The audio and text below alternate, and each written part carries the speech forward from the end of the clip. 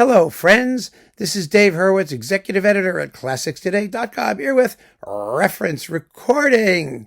And the reference recording we're talking about is Holst's The Planets.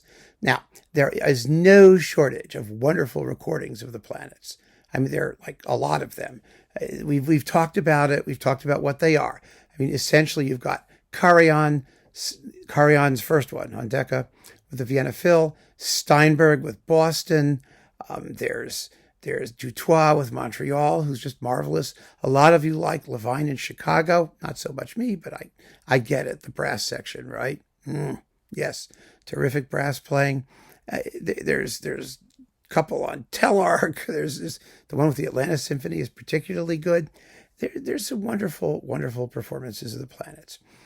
However, if you're going to choose the reference recording, the one against which we compare all other comers, it has to be one of them by Adrian Boult.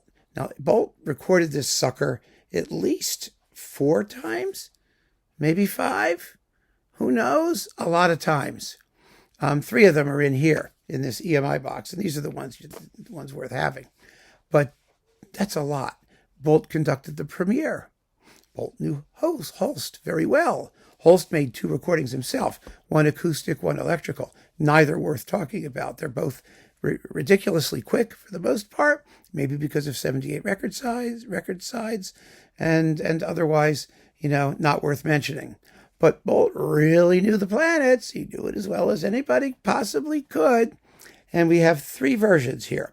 One from 1945 with, I think was with BBC. They're all different orchestras here, right? Let me see who he did them with, and the others with the London Philharmonic probably. But I'm going to double check. I'm going to make absolutely positively sure because this is important. Yes, the BBC Symphony is the 1945 one, and it's interesting, of course, to hear the planets immediately after World War II. I mean, where Mars, the Bringer of War, had singular resonance written as it was during World War I. So there you go. Then we've got the new Philharmonia from 1966. It's probably why it has such a good tam-tam. It's terrific. And then we've got the London Phil, finally, in 1978. This worked out really, really well. Because, Boult was the head of the London Phil in the 50s. They weren't such a great orchestra then, quite frankly. He was a very good orchestra builder, a trainer. But in the immediate post-war period, the orchestras in the UK were all a little shabby, and they were in a rebuilding phase. So the London Philharmonic by 1978 sounded just terrific. And so there was Boult at the very, very end of his career, just before digital recording came in. I remember when this record came out, people thought that, maybe it was secretly digital or that it should have been digital or they wished it were digital. I'm glad it wasn't digital. It's one of the last great vintage EMI analog recordings. Fantastic. It was sponsored by an audio speaker company. I remember that was on the back of the album. Anyway, Boult, like I said, really, really knew the planets, and he was the perfect conductor for it. He really was, because as an interpretive personality, he had a reputation for being kind of stiff upper lip English. He wasn't really that at all. He was reserved emotionally. He wasn't a let it all hang out kind of romantic type, but he also was not inhibited in any way. He let the orchestras play. He was a collegial conductor. Someone who got along very well with his players, who would give for him. And he let them, he let the percussion sound, he let the brass do their thing. He wasn't a disciplinarian. He was always a little bit relaxed. Some of his performances could be too relaxed, a little bit slovenly in places. And here at the Planets, which is essentially a study in rhythm, almost entirely a study in rhythm, right? And that's what it's all about, interesting rhythms, 5/4, things like that. Compound rhythms, difficult compound rhythms. It's a difficult rhythmic study, but he puts these rhythms over very, very naturally. He really does. I mean, you listen to the way he handles Neptune, and or Saturn, which is actually much harder than you think, even though it's in a slow tempo, and Mercury, all these compound 6/8 and things like that. But they play it with great ease and naturalness, and the melodies really sing out. He was a wonderful conductor of this piece. He was so alive to instrumental color And it's quite vividly recorded. The 1966 performance sounds very good. That was the standard. That was the reference. 1978 was kind of a if you think it was like an autumnal farewell, well, it wasn't. I mean, he really didn't slow down very much. And the best thing was his last movement, Uranus, which I insist on calling Uranus. I don't give a damn that they changed it to Uranus when Voyager flew by, because they finally figured out how amusing it was to have. I'm sorry, Neptune is the last one. Pardon me. I have them all confused. Uranus is the magician. So I only have to say it a couple times. Yeah, that's the one with the compound crazy. Oh, it's fun to play. I've played it a few times. It really is fun. But then Neptune, pardon me, is the last one, the mystic. So don't freak out, you people who were listening earlier and then gave up because I got the last two movements mixed up. But yeah, Neptune, the mystic, that's the one.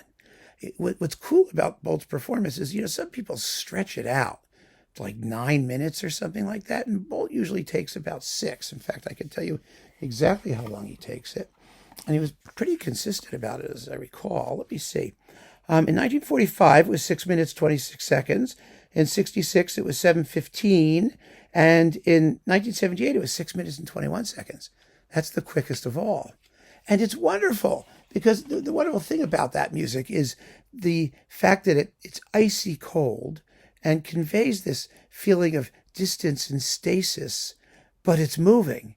It's moving. There's this soft, powerful, it's as if Holst knew about, quantum particles, virtual things popping in and out of the void, vacuum energy, all of these wonderful new physical and cosmological concepts. Well, you hear the vacuum energy in Boult's recording of Neptune. It's marvelous. It's very, very persuasive. And I always find that people who take it much more slowly are kind of missing the point. It's not supposed to lay there. It's supposed to just hover, but it takes some energy to hover. You need to flap your thingies to hover. So there you go. Anyway, it's the reference recording. However wonderful the other ones are, it's got all the things that a reference recording should have. Very well played. It has impeccable provenance. Nobody knows the work better. Nobody has more connection to it. Nobody's demonstrated their expertise in it like Boult did. Has very, very good sonics in the 2 last versions he did. And lots of people bought them as a result. Everyone knows about them, or most people know about them. I mean, some of you young'uns might not know about it quite as much as you should, but now I've told you. So you have no excuse but to rush out and listen to Adrian Boult with either the New Philharmonia or the London Philharmonic, doing Holst's The Planets. Fabulous stuff. So keep on listening, friends. Thanks so much for joining me. Take care.